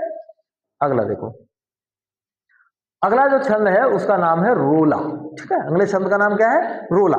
अब कंडीशन एक इसमें भी है कि भाई इसमें भी चरणों की संख्या होती है कितनी, 4 होती है। चरण कितने हैं, 4 है। 4 चरण है, प्रत्येक चरण में 24 मात्राएं होती हैं। उधर मात्राओं की संख्या यहाँ 24, दूसरी चीज बदल गई। प्रत्येक चरण में 11वीं और 13वीं मात्रा पर यति होती है, पहले 11 पे फिर 13 पे, 11 पे 13 पे, यानी यति आएगी 8 बार, दो बार आएगी एक एक चरण में, दो बार, एक बार यहाँ 11 पे एक बार 13 पे, ठीक, यति होती है। प्रत्येक चरण के अंत में 2 लघु या 2 गुरु होना उत्तम माना जाता है। अब ये कोई स्पेशल कंडीशन नहीं है, मतलब अच्छा अगर रोला लिखा गया है तो आखिर में या तो 2 गुरु आएंगे लगातार या फिर 2 लघु आएंगे लगातार, जो भी आएगा एक जैसा आएगा, एक गुरु एक लघु नहीं आएगा। लेकिन अगर किसी ने ऐसा लिख भी दिया तो उसे हम ये नहीं कहेंगे कि तुम नियम खराब कर रहे हो। अच्छा और बुरा माना जाता है, इसका मतलब ये नहीं कि वो सही या गलत है। अच्छा बुरा मानना और सही और गलत हो जाना अलग अलग बातें होती हैं। देखो दिख रहे हैं हमें 4, ठीक है, 4 हमें दिख रहे हैं। भाव छोड़कर दाम अधिक जब लेते पाया, शासन नियम त्रिशूल झूल उसके सर आया, और बाहर आया माल सेठ जी जो थे चापा, बंद जेल में हुए दवा बिन मिटा मुटापा। अब यहाँ पे एक चीज देखो, पहले और दूसरे में भी तुक मिल रहा है, तीसरे और चौथे में तुक मिल रहा है, ठीक है। अब इनकी मात्राएं जरा गिन के देख लो, क्या 24 हो रही हैं और 11 13 पे यति आ रही है कि नहीं? 2 1 2 1 1 1 2 1, गिनो जरा कितनी हुई? 3 3 6 2 8 3 11 हो गई।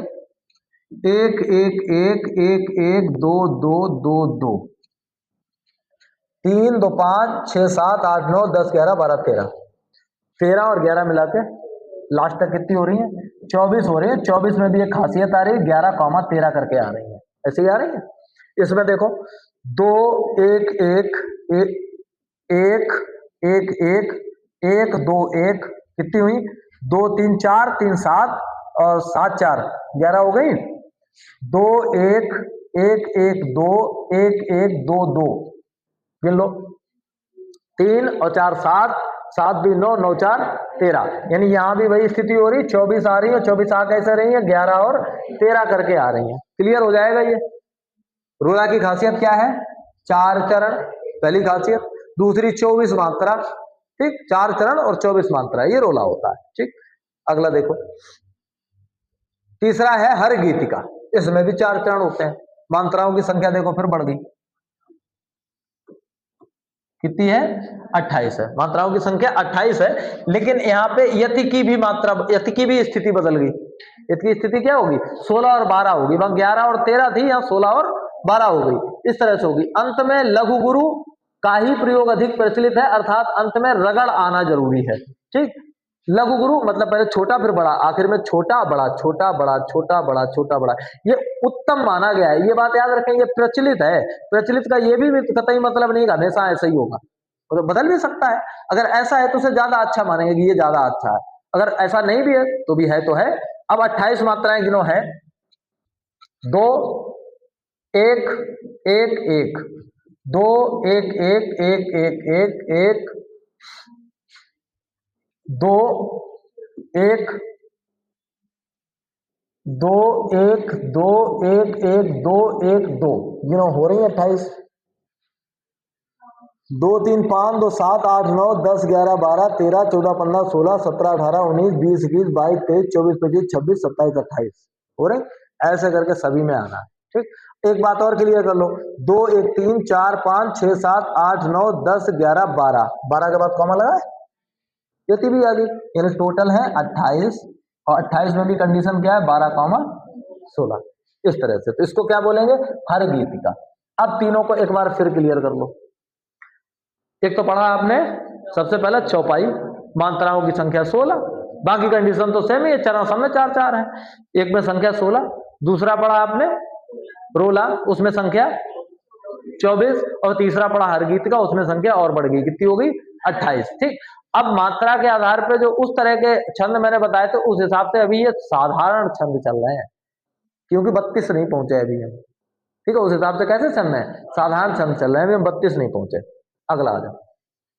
अगले छंद का नाम है लावणी, ठीक। लावणी भी बोला जाता है, लावणी भी बोला जाता है, इसको लावणी छंद बोलते हैं।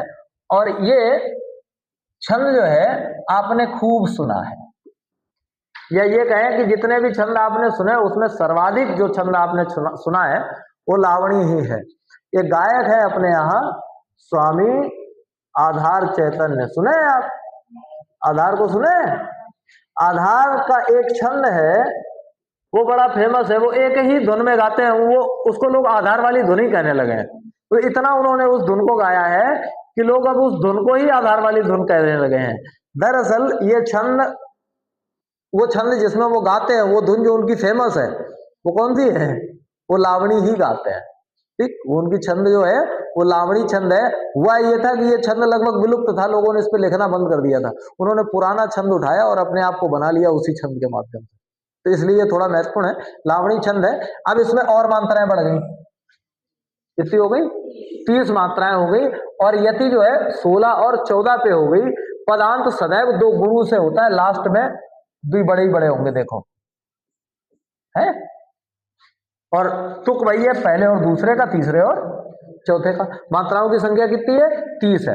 1 2 2 1 2 2 1 1 2 1 1 1 2 2 1 1 2 1 2, गिन लो। 1 2 3 2 5 6 7 8 9 10 11 12 13 14 15 16 17 18 19 20 21 22 23 24 25 26 27 28 है। कहाँ कहीं भूल गएगा? अरे ये 2 है, ठीक है, और ये भी 2 है। चर, ये रा ध्यान नहीं रहा, चर और चा पे 2 है। ठीक हो गया, अब हो जाएंगी 30। ठीक, तो इस तरह से इसकी मात्राओं की संख्या है 30। अब इसके बाद एक और छंद इसमें बचा है, वो है वीर छंद या फिर आला छंद। आला तो पता ही है आपको, आलखंड पूरा इसी में लिखा हुआ है, परमाल रासो इसी में लिखा हुआ है। इसमें मात्रा एक और बढ़ गई, कितनी होगी संख्या? 31 मात्राएं होती है, 16 15 पे यति होती है। बड़े लड़िया महुबे वाले, इनसे हार गई तलवार। आप गिनेंगे तो उतने ही निकलेंगे, निकल लो। 1 2 1 1 1 2 1 1 2 2 2 1 1 2 2 1 1 2 1 1 2 1। किनो कितने हुए? 3 4 5 6 7 8 9 10 11 12 13 14 15 16 17 18 19 20 21 22 23 24 25 26 27 28 29 30 31 हो गई। पूरे आला में यही मात्रा है। अब एक बात और कि दिमाग में एक चीज आती होगी कि ऐसे मात्राएं गिन गिन के कब तक इन्होंने आला लिखा होगा। दरअसल मात्राएं गिन के छंद लिखे ही नहीं जा सकते, छंद की धुन पकड़ी जाती है और उस धुन के सहारे अगर आप उसमें शब्द डाल देंगे तो वो अपने आप एडजस्ट होकर उतनी मात्राएं ले लेगा, बचा हुआ फिल्टर करके निकाल देगा, फालतू लेगा ही नहीं। जब आप दोहा गाते हैं, कबीरा खड़ा बाजार में, बाजार का ही नहीं कहते, क्योंकि बाजार कहा तो धुन में फिट नहीं बैठेगा, गाते समय मामला बिगड़ जाएगा। बाजार कह नहीं सकते, वहां बाजार ही कह सकते। बिगड़ इसलिए जाएगा क्योंकि बाजार कहते ही मात्रा एक फालतू हो जाएगी। तो वैसे ही यहां है, बड़े लड़ैया महुबे वाले, इनसे हार गई तलवार। और गई की जगह पर अगर हम गई कह दें तो फिर गाने में ही नहीं बनेगा। तो अगर कोई व्यक्ति धुन पकड़ लेता है तो उसमें लिखता चला जाता है, उसका सही है। यानी कोई छंद अगर सीखना है, छंद लिखना, तो छंद नहीं सीखना है, उसकी धुन पकड़ लेनी है, उसी धुन में फिट करते जाओ, जो भी फिट करोगे वो फिट ही बैठेगा। ठीक, तो ये तो हो गए ये वाले सारे छंद। ठीक, अब आगे आते हैं अर्ध सममात्रिक छंद में। और अर्ध सममात्रिक छंद में पहला छंद कौन सा है? पहला छंद है वर्वय। ठीक, वर्वय। इसके प्रथम और तृतीय चरण में 12-12 मात्राएं होती हैं, द्वितीय और चौथे चरण में 7-7 मात्राएं होती हैं। सम चरणों में जगड़ अथवा तगड़ के प्रयोग से कविता सरल हो जाती है। मतलब इधर भी कंडीशन नहीं है कि ऐसा ही होगा, सरल हो जाती है, बस ये है। तो इसका क्रम क्या है?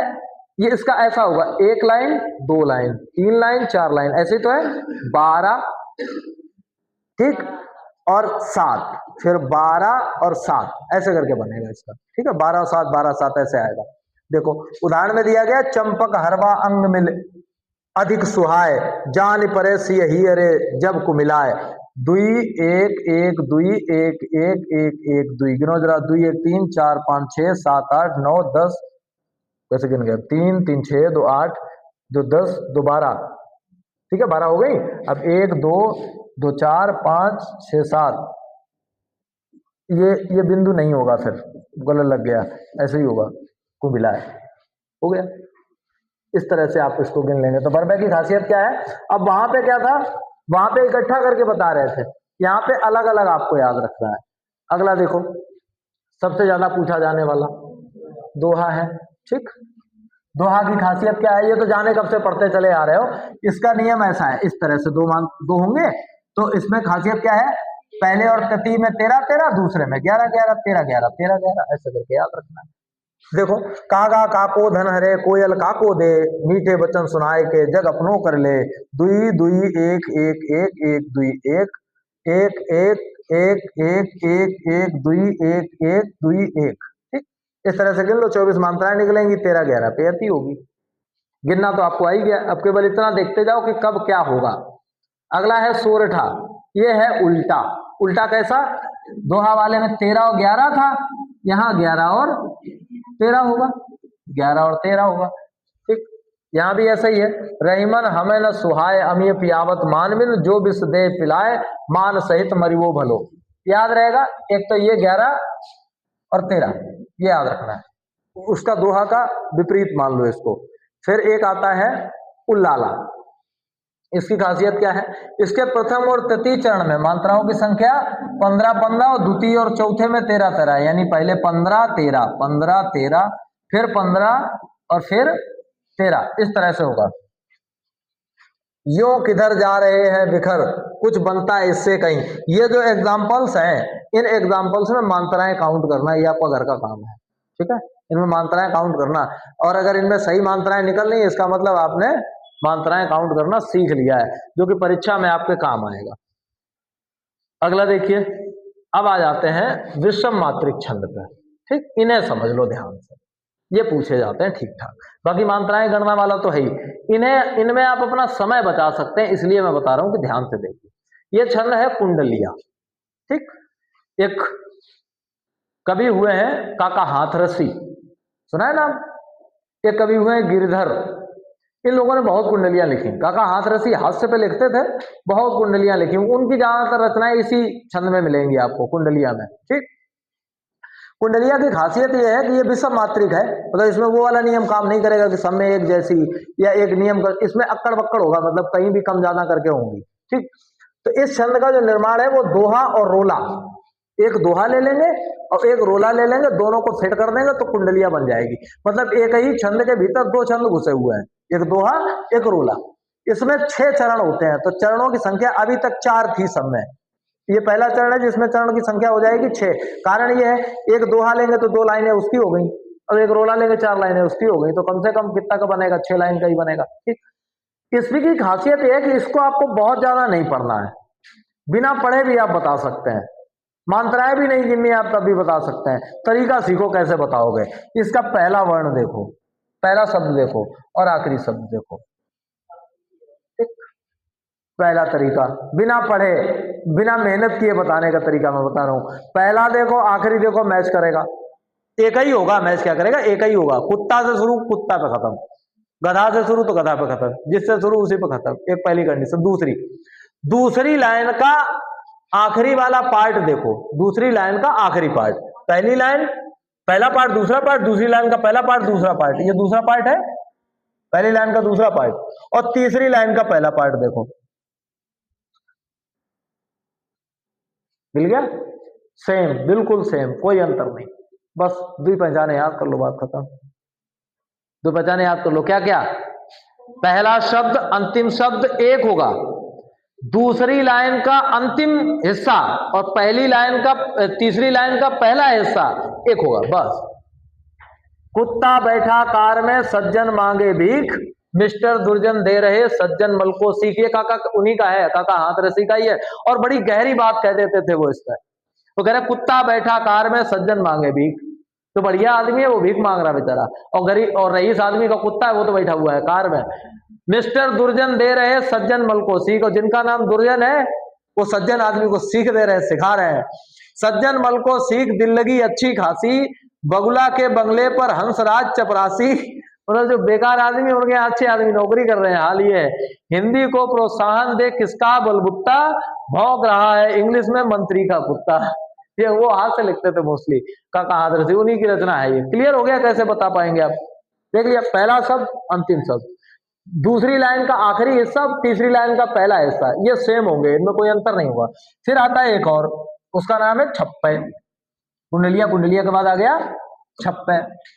छप्पे देखो, इस छंद में 6 चरण होते हैं।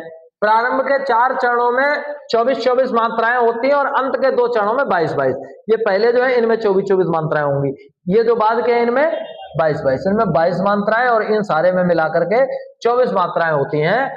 और ये एक रोला और उल्लाला के मिलने से बनता है, ये भी मिश्रित छंद है। वो काहे से? वो दोहा और रोला से मिल रहा था, ये रोला और उल्लाला से मिल रहा है। इसमें पहले वाली जो 4 लाइनें हैं वो होती हैं रोला की, उसमें बाद वाली 4 लाइनें होती हैं रोला की। पहले दोहा फिर रोला, ठीक। कुंडलिया में पहले दोहा की 2 लाइनें, नीचे रोला की 4 लाइनें। इसमें क्या है, पहले रोला की 4 लाइनें, बाद में उल्लाला की 2 लाइनें, ठीक। इस तरह से होगा, ठीक। अब देखो, इसकी खासियत यही है कि इसमें तो आपको मात्राएं गिननी पड़ेंगी, यानी अब जब आपको मोटा मोटा ये समझ लो, जब आपको 6 चरण वाला छंद मिले तो वो 2 ही हो सकता है, या तो छप्पा होगा या कुंडलिया होगा। जो आसान लगा आपको वो कुंडलिया लगा, पहला शब्द आखिरी शब्द, दूसरी लाइन का आखिरी हिस्सा, तीसरी लाइन का पहला हिस्सा सेम, तो कुंडलिया। वो वाली बात मैच नहीं कर रही, बस बात। और ज्यादा सिक्योर करना चाहते हो, और ज्यादा क्लियर करना चाहते हो, तो पहली लाइन और दूसरी लाइन की मात्राएं गिन लो, ठीक। फिर छठी और पांचवी और छठी की गिन लो। अगर 24-22 वाला अंतर दिख रहा है, 24-22 का अंतर दिखेगा। अगर 24-22 का अंतर दिख रहा है तो इसका मतलब तो भी छप्पा है, ठीक। हालांकि इसको देख लो, इस छंद में 6 चरण होते हैं। प्रारंभ के 4 चरणों में 24-24 मात्राएं होती हैं और अंत के 2 चरणों में 22-22 मात्राएं होती हैं। यह छंद रोला और उल्लाला से मिलकर बनने वाला एक मिश्रित छंद है, ठीक। अब जो छंद बचे हैं वो है वर्णिक छंद, ठीक। ये बहुत ज्यादा आपकी परीक्षाओं में पूछे नहीं जाते हैं, हालांकि जो थोड़े बहुत पूछे गए कभी एक आध प्रश्न, वो मैंने यहाँ लिख रखे हैं। पहला छंद जो आपको ध्यान रखना है उसका नाम है इंद्रवज्रा। इंद्रवज्रा की खासियत क्या है कि इस छंद के प्रत्येक चरण में 11 वर्ण होते हैं। इसके प्रत्येक चरण में 2 तगड़, 1 जगड़ और 2 गुरु होते हैं। 11वें पर यति होती है, ठीक। अब याद करो, 11 वर्ण होते हैं, 1 2 3 4 5 6 7 8 9 10 11, आधा वाला तो गिनेंगे नहीं, 11 वर्ण हो गए, वर्ण ही याद कर लो। हालांकि इसमें एक और कंडीशन है कि ये वाला भी याद रखना, क्या, 2 तगड़ होंगे, 1 जगड़ होगा, 2 गुरु होंगे, तो इनकी मात्राएं निकाल के फिर ये भी क्लियर कर लो वो तगड़ जगड़ गुरु आ रहे हैं कि नहीं आ रहे हैं। अगर आता है तो इतनी मेहनत कर लीजिएगा, ठीक। हालांकि ऐसे ज्यादातर पूछे नहीं जाते हैं, ठीक। अगले का नाम है वसंत तालिका। इस छंद के प्रत्येक चरण में 14 वर्ण होते हैं। अच्छा, वो 11 वाला एक हो गया, तो फिर अभी ये 14 वाला है तो वो भी अलग है। इसमें 1 तगड़, 1 भगड़, 2 जगड़ और 2 गुरु होते हैं। 14वें वर्ण पर यति होती है। कुल मिला के एक ही बात याद रखो, उसमें 11 थे, इसमें 14 है। 1 2 3 4 5 6 7 8 9 10 11 12 13 14 हो गए, 14 वर्ण है, इतना याद कर लो। अगले का नाम है मालिनी। मालिनी में एक और बढ़ गया, कितने हो गए, वर्णों की संख्या होगी 15। तो 11 से चले थे, कहां पहुंच गए, 15 पे। इसमें 15 याद रखने हैं। फिर एक और बचता है, इसका नाम है मदाक्रांता। इसमें संख्या है कितनी, 17। वर्ण कितने हैं, 17 होते हैं, इसको भी देख लीजिएगा। और फिर अगला जो है वो है मालती सवैया या मतंगज। इसमें वर्णों की संख्या 23 होती है, 23 वर्ण याद रखने हैं। और सबसे बाद में आएगा एक और है मनहरण। मनहरण में संख्या होती है कितनी, 31। इनकी केवल संख्या याद कर लो वर्णों की, बाकी कुछ खास याद नहीं करना। वर्णों की संख्या कितनी है, 31 है मनहरण में। और सबसे आखिरी है घनाक्षरी, जो जिसकी अभी मैं बात कर रहा था। घनाक्षरी में भी वर्णों की संख्या कितनी होती है, 31 होती है, ठीक है। घनाक्षरी में भी 31 वर्ण होते हैं और समान तुक होता है चारों चरणों में एक जैसा, ठीक। ये इनकी खासियत होती है। ये आपका छंद संबंधी जो चैप्टर था, ये भी याद करो कि शुरुआत वाली चीजें ही ज्यादा इंपॉर्टेंट थी, बाद वाली चैप्टर पड़ गया है। अब है छंद एक समग्र अध्ययन प्रश्नोत्तर अभ्यास, यानी इसमें 50 के लगभग प्रश्न है, एक एक करके उन प्रश्नों को हल कर लेते हैं। और वो सारे प्रश्न इसी आधार पे हैं। देखिए, पहला प्रश्न, हिंदी साहित्य में छंद शास्त्र की दृष्टि से पहली कृति कौन सी है। पहली पेज में मैंने ये बताया था, संस्कृत में उन्होंने जो लिखी उसका नाम छंद सूत्र था, वो संस्कृत में थी। बात हम हिंदी की कर रहे हैं तो हिंदी में बताया था कौन सी है, छंदमाला है। और अगर और थोड़ा डीप का प्रश्न बन जाए, आपसे ये पूछ दिया जाए कि ये किसकी रचना है, तो आपको बता देना किसकी रचना है, केशव दास की है। ठीक है, दूसरा प्रश्न देखिए, आई गया, छंद को पढ़ते समय आने वाले विराम को क्या कहते हैं, बताया था, जहां पे रुकते हैं उसे क्या कहते हैं, उसे यति कहते हैं। ठीक, बी उत्तर हो गया इसका। आधे प्रश्न तो केवल उसी शुरुआती स्थिति पे आधारित है। गणों की संख्या कितनी है ये पूछा गया, तो गणों की संख्या आपको पता है कितनी है, 8 है। ठीक है,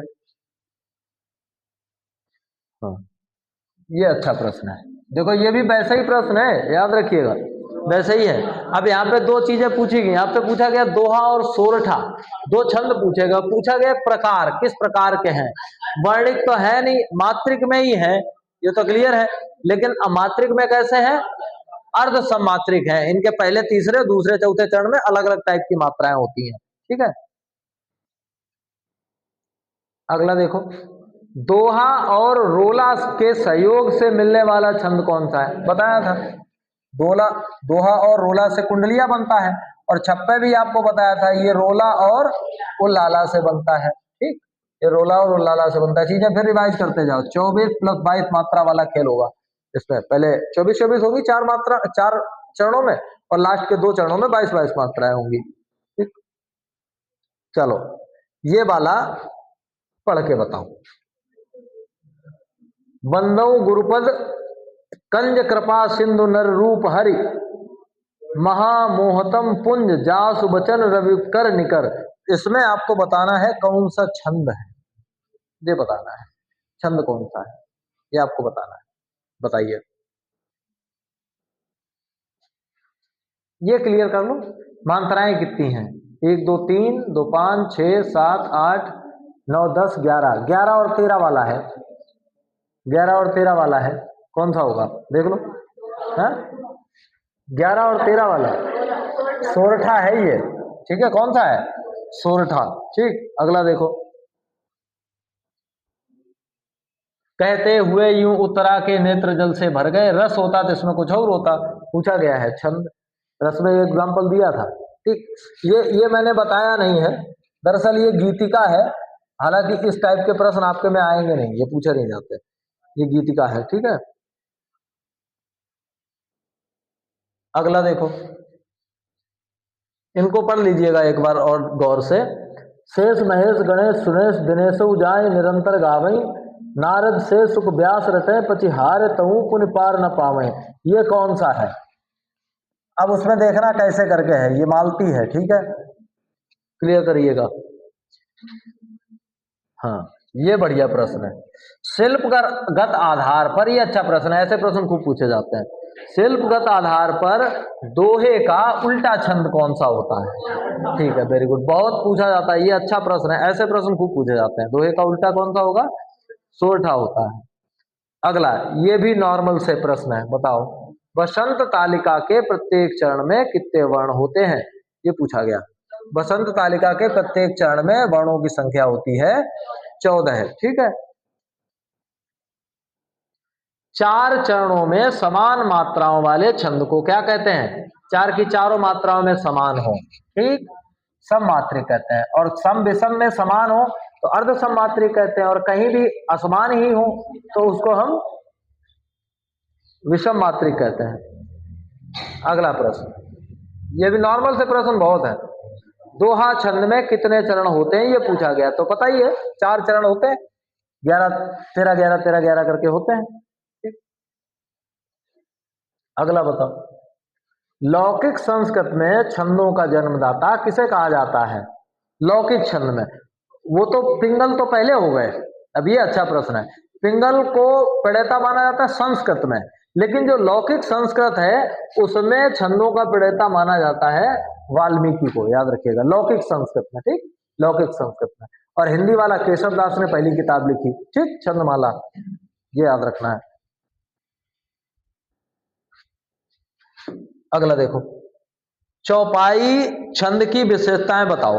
अब इसमें से 4 विशेषताएं दी गई हैं, 4 में से कौन सी 2 विशेषताएं सही हैं, ये आपको बताना है। कौन सी 2 विशेषताएं ठीक हैं और गलत हैं।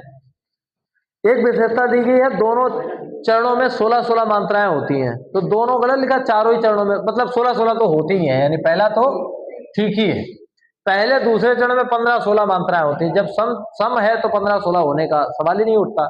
चरण के अंत में 2 गुरु वर्ण होते हैं, ऐसा कोई नियम नहीं है, लेकिन एक गुरु होता है, चरण में एक गुरु वर्ण होता है, ये सही है। तो 1 और 4 सही है, ठीक नहीं, 1 और 3 सही है, ये वाला सही है, ये गलत है। 2 गुरु होते हैं, 1 और 3 सी सही है, ठीक। अगला देखिए, ये बढ़िया प्रश्न है, छंद कितने प्रकार के होते हैं। अब वैसे प्रकार नहीं बताने, टोटल गिनती बतानी है। वो शुरुआत में जो 3 टाइप बताए थे, एक मात्रा वाले, एक वर्ण वाले, और एक ऐसे जो कोई नियम फॉलो करते ही नहीं, ठीक है, उनको मुक्तक कहते हैं, ठीक। तो कितने होते हैं? 3 होते हैं, ठीक, ओके। अगला देखो, हाँ ये बढ़िया प्रश्न है। कोई भी छंद विभक्त रहता है काय में? यति में, चरणों में, यति और चरण दोनों में। सही है, चरण और यति दोनों में विभक्त रहता है, बटा हुआ रहता है, यति में भी और चरण में भी। अगला, ये पढ़िए और पढ़ के ये बताइए कि ये कौन सा छंद है।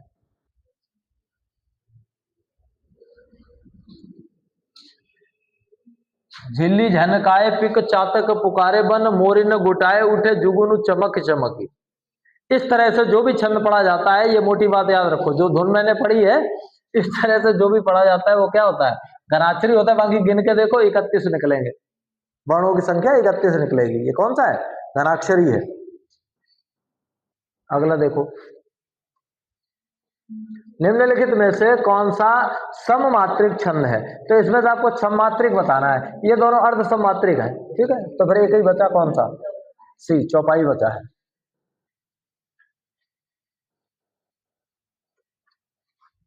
मूक होई बाचाल, पंगु चढ़े गिरवर शिखर, गिरवर गहन, जासु कृपा सु दयाल, द्रभु सकल कलिगाल दहन।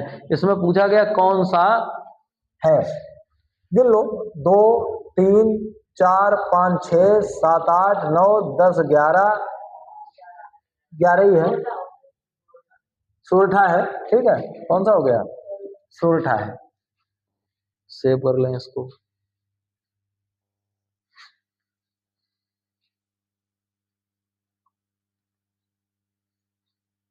कुछ एग्जाम्पल आप देख के ही बता देंगे, ऐसे दूर से ही, कुछ ऐसे भी एग्जाम्पल है।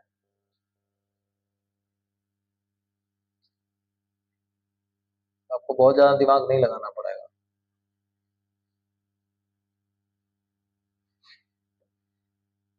चलो बताओ, ये तो सुनी होगी लाइन, याद कर लो कहां सुनी थी।